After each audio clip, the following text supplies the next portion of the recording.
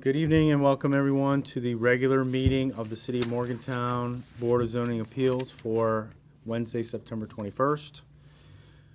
Please turn off all cell phones or other devices that may disrupt these proceedings. It is the duty of this board to consider requests of relief from the requirements of the city's zoning regulations, to consider conditional use permit requests, and to hear administrative appeals. This board conducts business in the following order: review, amend, and approve minutes of a previous meeting. We'll then take up unfinished business before moving on to new business, and then we'll conclude with announcements from staff before adjourning. Each request is heard in the order that it appears on the agenda. For each conditional use and variance request, the following is done. I will introduce the agenda item, and the planning division will present a staff report, which may or may not offer a recommendation. The applicant agent will be asked to present their justification for the request, which may include questions by members of the board. We will then open a public hearing to hear testimony in support of or in opposition to the request. Rules regarding public testimony are as follows. Anyone wishing to testify during the public hearing may do so once recognized by me, or may, in lieu of oral testimony, submit written testimony to the chair. All recognized speakers must approach the podium, state their name and address for the record, and speak clearly into the microphone. All comments must be addressed to the board, should be relevant to the application, and may not be of personal nature or personal attacks. All speakers will be limited to 5 minutes. If members of the board have any questions of the speaker, that time will not be counted toward the total 5 minutes. If there is a large number of speakers, including many who are part of groups or organizations, I may, to avoid repetitive comments, elect to ask for a representative to speak on behalf of the group or organization. Again, we remind you that irrelevant comments or comments of a personal nature or personal attacks may result in the speaker forfeiting his or her opportunity to participate in the public hearing. We may also elect to recognize the applicant agent at the end of the public hearing to provide rebuttal or additional comments, which will be limited to an additional 5 minutes.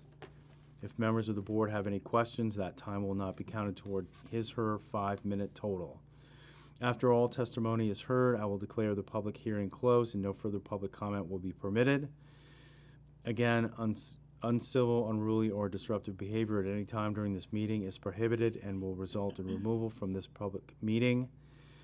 State law requires the board to consider findings of fact for each conditional use and variance request. The request cannot be granted unless a majority of the quorum present, and we do have a quorum for the record, present finds in the positive, and we will have a vote to find in positive for all of the findings of fact.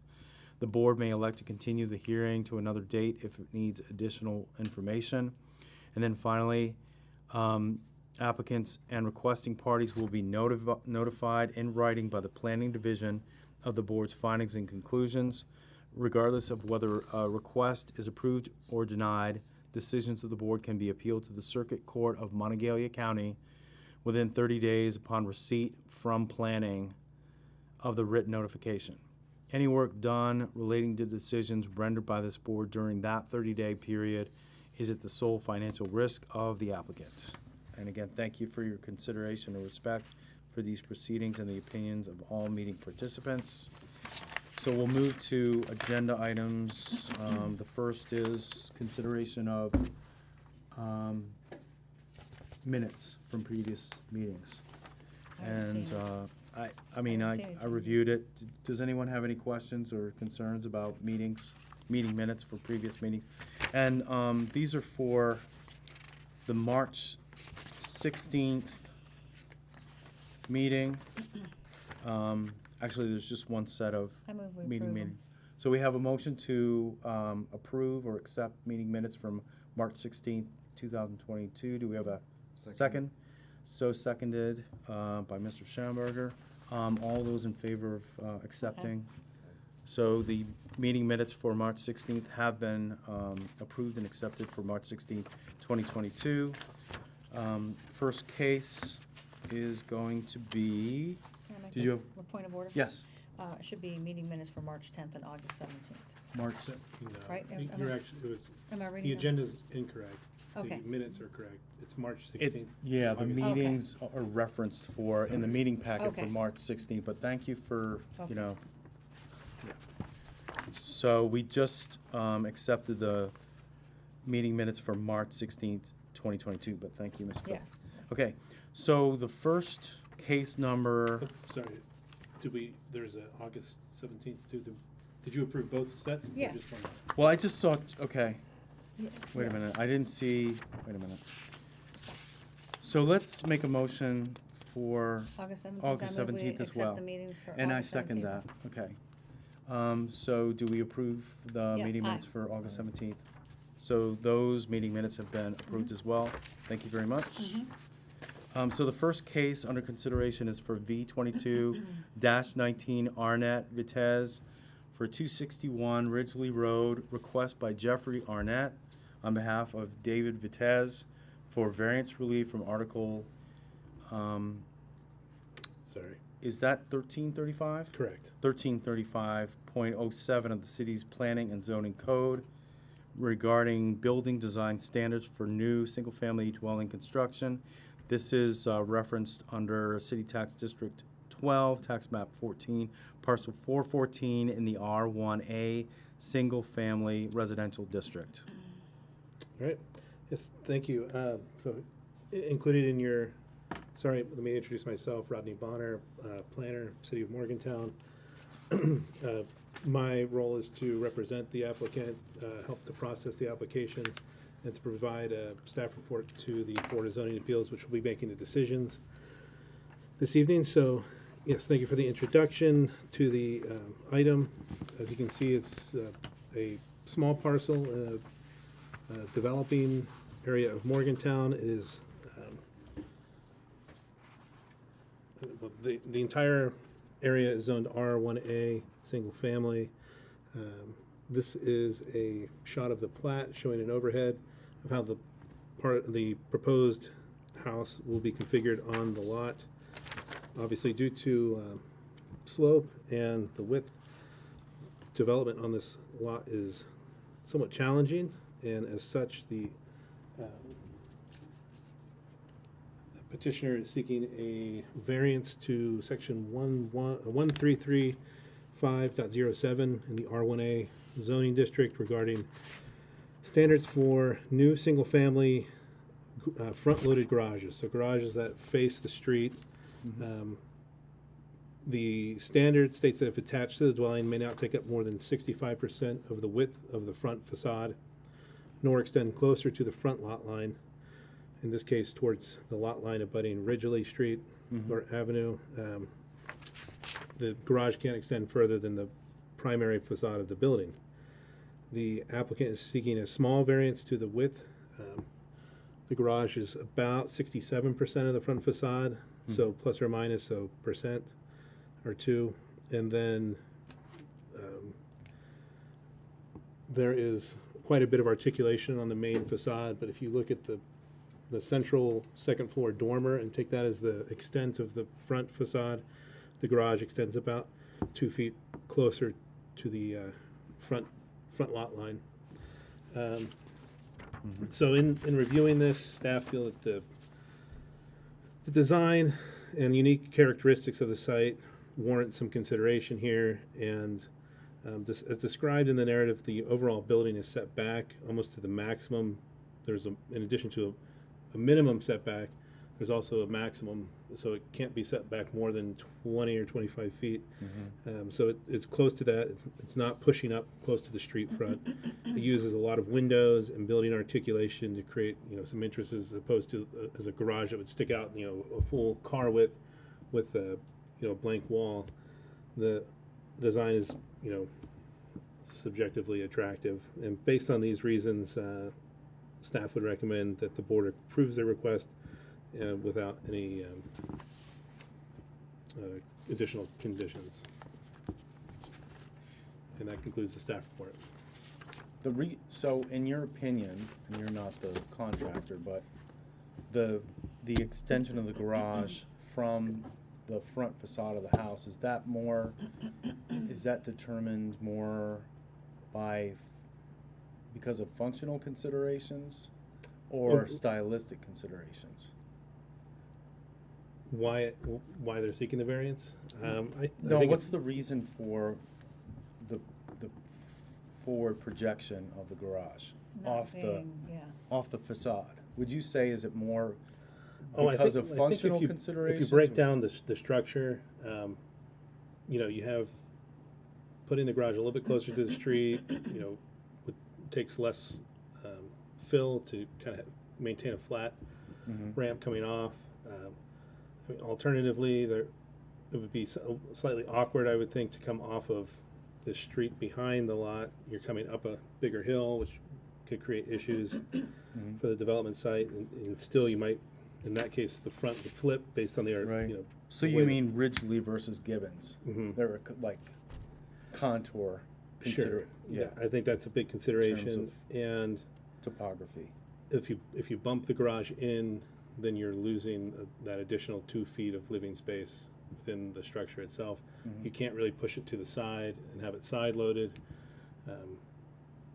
So I'm sure the applicant will be able to talk about their motivations some more. That would be my assumptions. Okay, insight into. Thank you. Do we have a representative We do. Jeff Arnett. speaking on behalf?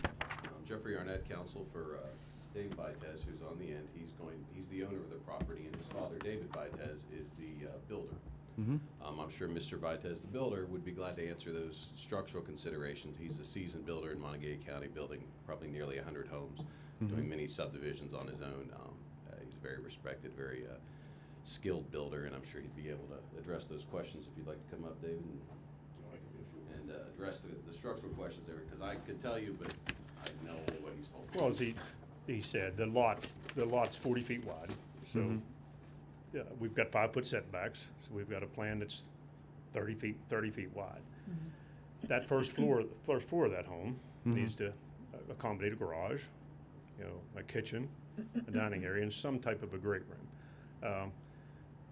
The garage, to push the garage back any further, without literally just pushing the entire, another bump out, if you will, in the back to accommodate that, due to the slope, that becomes a considerable issue. Right. So this plan allows us, in my opinion, to as he explained, absorb that garage in the front facade of the home, and allows us to build over top of that house for the second floor. So the second floor makes good use of the actual garage that's beneath it. Right. So quite frankly, we spent a lot of time on that, knowing that we've had this meeting would come, and looked at a lot of different options, and this is really what we come up with, that we were hopeful you guys would find acceptable, and on our end to make an investment, on that piece of property, and come up with a home there that hopefully everyone agrees is attractive and Right. fits. So in other words, given the lot constraints and working within planning zoning regulations, you've done your utmost to optimize the design. I in can other say words. without question, we spent a lot of time on that. Yeah, we spent a lot of time on that, and I've designed a few homes. We spent Right. we spent a lot of time on that. So hopefully you understand that and find our requests worthy. Okay. Thank you very much for your presentation. Mr. Arnett, would you like to add any commentary? Just lastly, that Comments? as Mr. Bonner indicated, they did dress up the front of the house so that you wouldn't have that blank garage look. And I understand that my understanding is there's two intents behind the two variances we're requesting. The width of the garage and having that be the predominant face isn't a very attractive look for the city. You'd like to have it a little more something more to look at than just a garage. So the extra dormer in the front was put on for spacing and to help that with the offset dormer, as well as the extra window beside the column. And the column was added on to give it a little, to break it up and give it a little better look. In addition to that, with the garage being a couple feet more forward than the regulations call for, because he's set the house so far back, there's plenty of room for the off-street parking. As you can see by the prior drawing, there's room for 2 cars off Right. the street, as well as 2 more in the garage.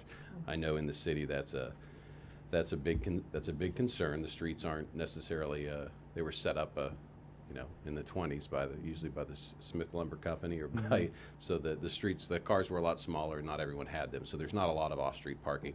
So the Right. intent is to keep the cars Off the off street. the street at all that's a- possible. I would say that's a Yeah, plus.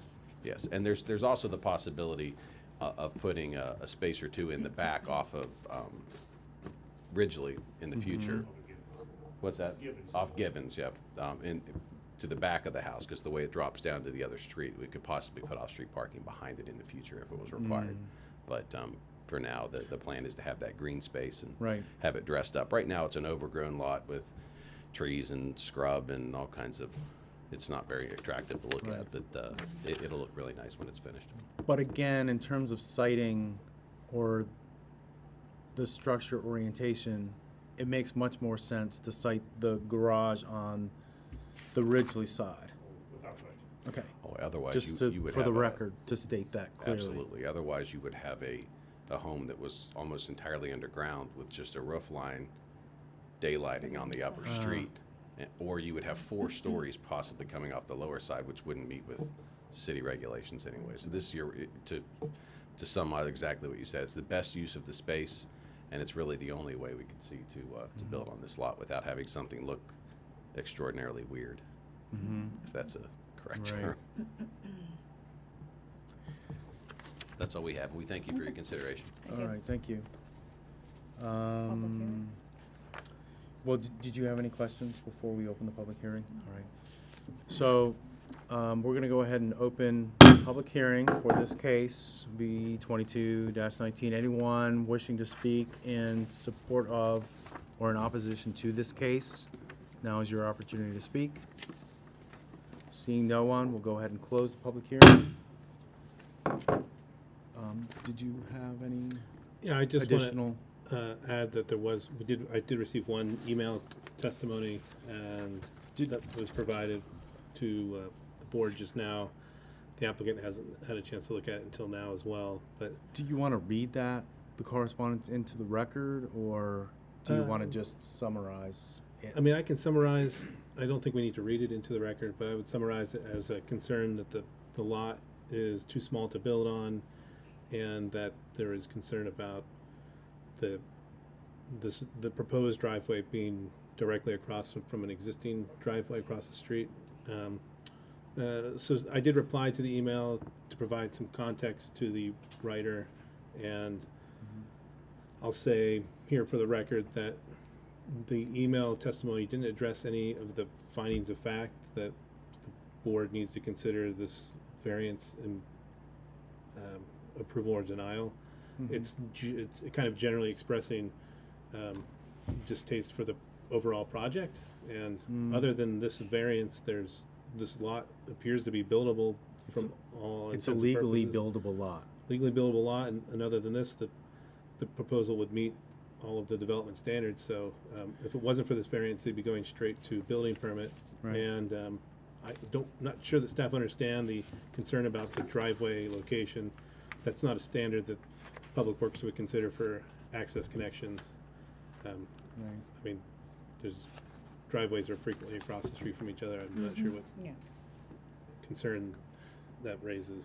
So, from a public safety fire standpoint, driveways being located directly across from one another, that does not When we look at constitute a concern or No. violation of, No, when we look at driveway locations, well, generally this is a public works issue, so I'm speaking a little bit outside of my lane, but just for the context, we'll look at its location near a intersection, so intersection influence area, to make sure you're not gonna have conflicts of people pulling in and out at a public street intersection. right? But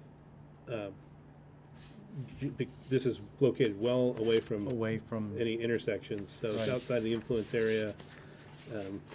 There would be no reason to deny it. I mean, every applicant is entitled in access from their lot onto the public way, and they would have the option of, I mean, it's up to them. This is a through lot, which is slightly unusual and we try to avoid, but it is what it is, so they kind of get to pick which way they want to go, and they chose the Ridgely, and there's not a whole lot of flexibility on this narrow lot to, if anything, it's located almost near the center of the lot, which is the most ideal, you know, instead of putting it right up to one of the property lines. So that's what we're going to look at for driveway locations. There's not much option. Mhm. And certainly, staff wouldn't feel it's a reason to deny the variance or the building permit down the road. Mhm. Any comments, questions? I mean,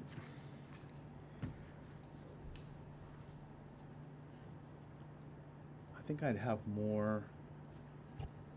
I think it's pretty straightforward. It is pretty straightforward, and it's it's not as if it's an detached accessory garage Mhm. either. They've tried to make the garage unit integral to the Mhm. overall structure. Yeah. To me, it's a very small variance, and very small request because of the design, because of the uniqueness of the lot. And I appreciate that they did all the work to, you know, minimize within the that constraints and to try to yeah, optimize the design. to do whatever they could with the development standards. So I see no irregularity or that we would have to address. Right, and in terms of, like, I don't even see, in terms of precedent And to make it setting. attractive for the neighborhood, you know. Right, yeah, So, you know, as I said, I see no, I'm like, Mr. and in terms of precedent setting, I don't see anything really problematic. I mean, the variance request, it's as a- you it's a noted, Ms. squeeze, Cook, yeah, it's a it's a squeeze. relatively small request, in Mhm. terms of the percentage. There's a clear good faith attempt to. Right, good faith attempt to make it right, to be able to use it within the standards, but it was just I have no, a tough lot. I have no problems with it. So having said that, I would like to, accept the findings of fact. Wait a minute, there's two of them, right? Well, no, there are four. But aren't there as- both for, So under section 6, findings of fact, I see four separate findings of fact. okay. Did you need time to review maybe? No, them? I review before I come. Okay, so those are included on pages 24 and 25 of the meeting packet. I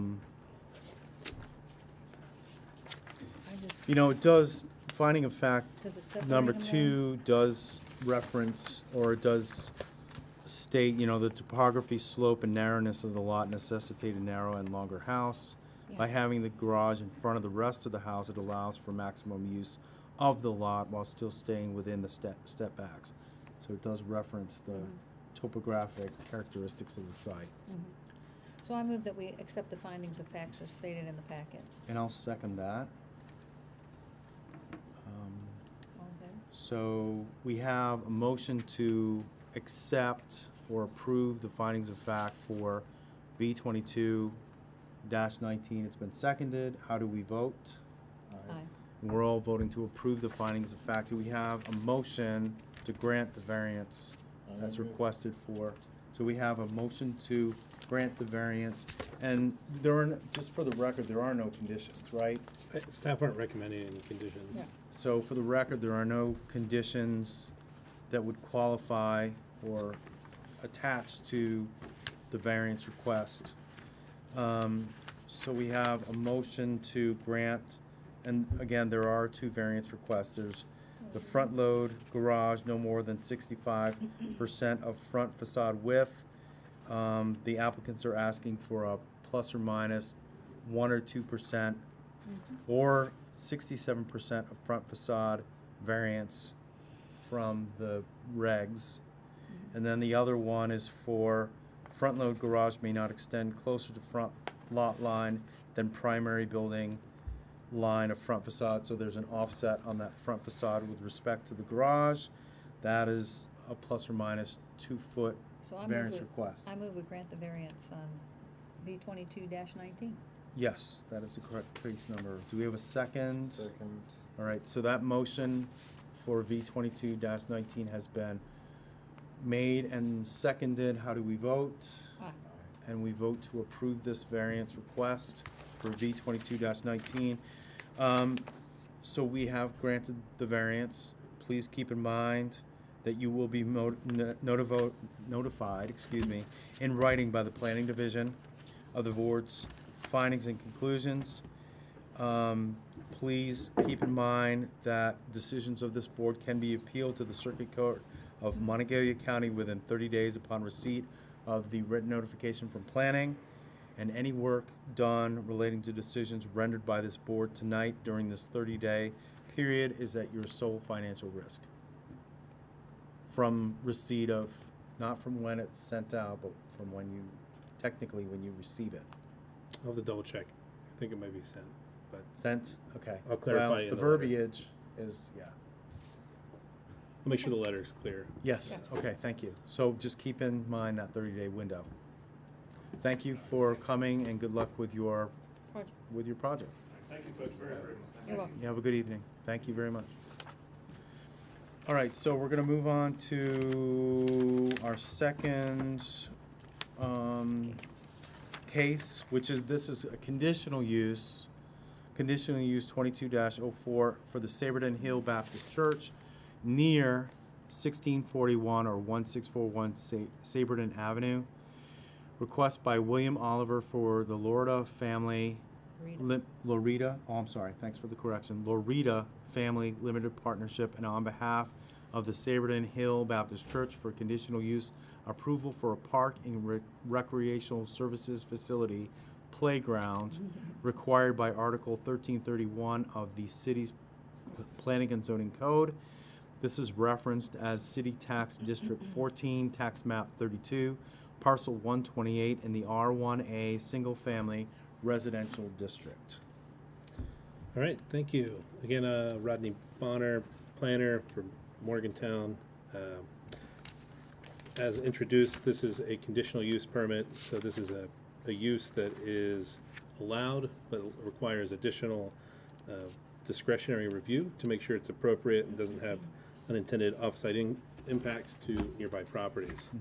In this case, this is a large, single-family zone lot that's owned by a separate party, and the church, which is located next door, is seeking to lease the land in order to construct a play area and eventually maybe a playground.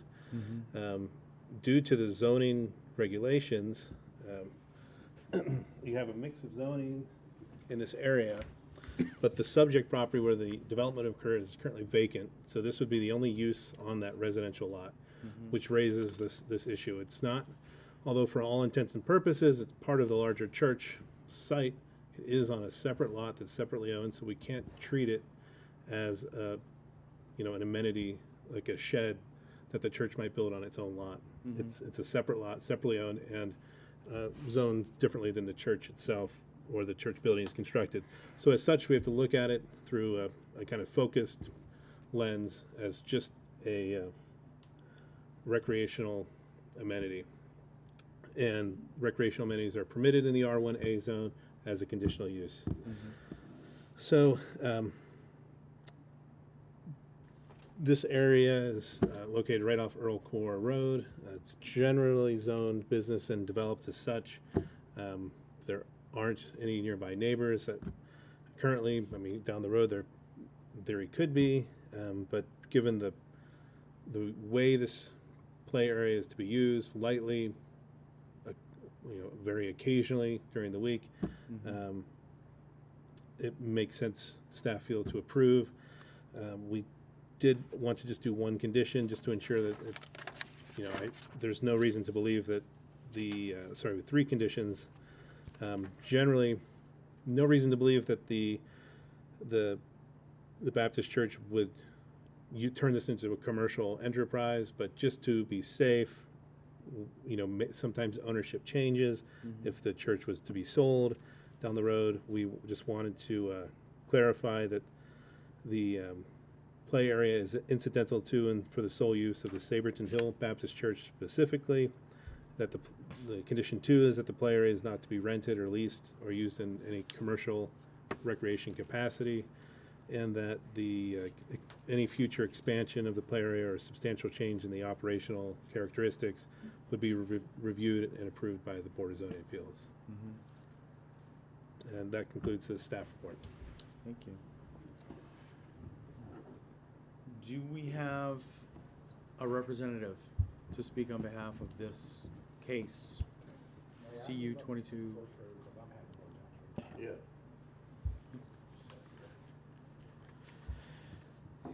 Let's see. So just for the record, state your name and your residence. Legal residence. It's Claude Alcar. And residence? The residence is 1331 Airport Boulevard. Right. I think on your paper I put down the address of the church, but Okay, thank you. that's what I did. This really illustrates it very well. The grassy area there where the star is located is where the play area we have requested to put in. And it's to be a grassed area. I think one time we gave a picture, one of our guys as a draftsman, and he drafted in a big playground area in there, but equipment, but that's not the intent. It'll be an open area. And the purpose of it is we have a group of kids now that's, well, they go lower than that, but from 3 years old up to about 10 or 11, and probably about 25 of them. Mm-hmm. And we wanted to fence the area where we can contain the kids, and also not put them in a cage, but to put them where we have control. We don't want them into the traffic on the streets and that sort of thing. Mm-hmm. And we'd like to be able to just use the equipment that be in there would be balls, and they'd be playing games inside that. The time period that they would be using this would be probably on Sunday mornings right after church service for half hour, 45 minutes, Right. probably more than half hour. Wednesday evening, they would use this after our service, and it would be probably another half hour. Right. The period that their parents there's adults down there supervising them, but the period that their parents are inside conversing, it gives the kids to get rid of a little bit of energy that they have. Mm-hmm. The only other time that we would use it as a church would be possibly during our vacation Bible school. Mm-hmm. We did put signs on the fence that it is a private lot. So it's And, already, the fencing is already the installed? fencing is already there, Oh, right. yes. I had, from a safety standpoint, that's a positive, but also the fence, I had wondered about that because that will help you maintain, or it's consistent with the sole use of the church. Yes, the fence is there, it's locked, Mhm. and the signs up says we don't have a daycare and don't plan to have one, Mhm. and don't think we want that at all. Right, So at this point, that's how that would be used, so. right. Thank you very much. That seems very reasonable. Did you have any questions? It seems pretty straightforward. So let's go ahead and, we're gonna go ahead and open the public hearing for this case for CU 22-04. Anyone wishing to speak in support of or in opposition to this case, now is your opportunity. Seeing no one, we're gonna go ahead and close the public hearing. Did you have Yeah, any I just want additional to comments? mention, the fence is up. The congregation did apply retroactively for creating a fence permit, which was approved. The fence itself isn't the issue, it's the use as a recreational amenity. But yeah, and this isn't to say that if you wanted to do a daycare, you can't. It's just if your way you're using it changes, you just have to come in and we'll just take a look at it. But for the purposes of today, that's why we recommended that one Yeah, condition. which is clearly provided for under the third condition that you previously stated. I mean, it's very straightforward. Yeah, I move, My only concern was the fencing, and that's been addressed, so I'm very comfortable with this. Yeah, that's up. So I Do we move have- we accept the findings of facts as stated in the packet. All right. So we have a motion to accept the findings of fact for CU 22-04, and we should, I guess we'll state at this point, because the next step is, there are 3 conditions Yeah, that that's will, for the variance. that will attach to any variance that we grant or do not grant. But there are there 4 findings of fact, just to state for the record? Actually 8, but they're laid out on pages or referenced pages 36 and 37 of the meeting packet. We have a motion seconded to support those findings of fact, so how do we vote? Aye. We've voted to accept the findings of fact for CU 22-04. Do we have a motion to Yeah, I move we grant the variance with the conditions as stated in the packet. Mhm. And the conditions Sorry, are just to very. clarify, you're granting a conditional Okay. use permit, not a variance. Yes, Oh, I'm sorry. conditional Conditional use use per- as permit, yeah. reflected in the case number CU 22-04. So this is for conditional use for this Permit. case. Thank you, Mr. Bowman. Mm-hmm. So do we have, we have a motion, do we have a second? Second. You seconded, all right. How do we vote to grant the variance for conditional use 22-04? Aye. And we all vote to grant the conditional use for this case, 22-04. Please keep in, so we've granted the conditional use, please keep in mind that, let me just read it verbatim.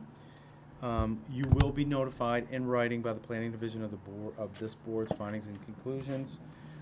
Decisions of this board can be appealed to the Montague Circuit Court within 30 days upon receipt of the written notice from planning. And please keep in mind that any work done during, run by this board during this 30-day period is at your sole financial risk. So just keep that in mind. So you will receive written notification of our decision to grant the conditional use for your project. But keep in mind that the decisions of this board can be appealed to the Montague County Circuit Court within a 30-day period. And within that 30-day period, after you receive written notice, any work that you do during that 30-day period is at your sole financial risk. Just keep that in mind, because if someone learns of that we granted the conditional use and isn't comfortable with us granting that, that decision, our decision can be granted in circuit court. So just keep that in mind within the 30-day period. So you may want to wait at least until you have written notification from planning of the decision. Do you understand? Yep. You do? If you have any Okay. questions, feel free to reach out. Yeah. Happy to Okay. talk. Thank you for coming, and good luck with your playground. I think your Thank you very question, much. sir, is on the fencing. The fence is there, you can see as it is. So, Mm-hmm. Well, no, that was my only concern, and you addressed my concern my about fencing. concern was for the kids. Right. That's the way to take But care it's of the kids. also, you know, with respect to the condition, your sole use. It's not only about ensuring the safety of your children, but it's also about restricting access Other to use of it. those persons who aren't associated with your church. So Exactly. both keeping in and keeping out, so. Well, it's actually under lock and key, you know, but we're not there. But you very capably and fully addressed my concern about fencing, so thank you very much. We thank you very much. Mm-hmm. You're welcome. Heidi, it's good to see you. Thank you very much. Thank you all. Have a good evening. Do we have any announcements, Mr. Bonner? No announcements. All right. Any questions about anything? No, there's just I guess any word on how the master plan is The progressing? comprehensive plan update? Yeah. Slowly. Right now, it's kind of where the wheels meet the road, and trying to take everything that was heard during those listening and Right. outreach sessions, and taking that and putting it into a meat grinder and trying to make something usable out of that. So that's what's happening now. It's being drafted, and then there will be many opportunities to review. For public comment. Mhm. And I think tentatively right now, is it late October that there may be another public comment period? I think that's what Ricky October, reported. probably late October. Late October, maybe I think we're November. still on track for that. Good. We'll see. That's good to Yeah. hear.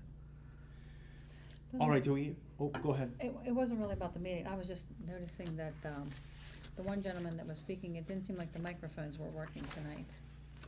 And, the one gentleman that was speaking, it was a little bit hard to hear him, the last gentleman. It was from the podium, I agree. And then the other gentleman couldn't hear, and I think that's and I don't think the microphone, maybe they are, but I think they are. maybe or mine's maybe too not. far away, maybe it's not turned right, but I can maybe find we out. could They check might, that. they might just be recording and not, since there was a low number of people here, they might not be projecting through. So the Projecting as focusing much, or on maybe the they could just recording turn them up a little bit or something. Sure. I don't rather know, than, yeah. But other than that, I think everything, yeah, Okay. no other Yeah, fair comment point. myself. Do we have a motion? I to- move that we adjourn this meeting. Second. So this this meeting of the Board of Zoning Appeals is adjourned at, oh, my phone is off. Well, whatever time it is for this evening. Thank you very much. Okay. Just wait.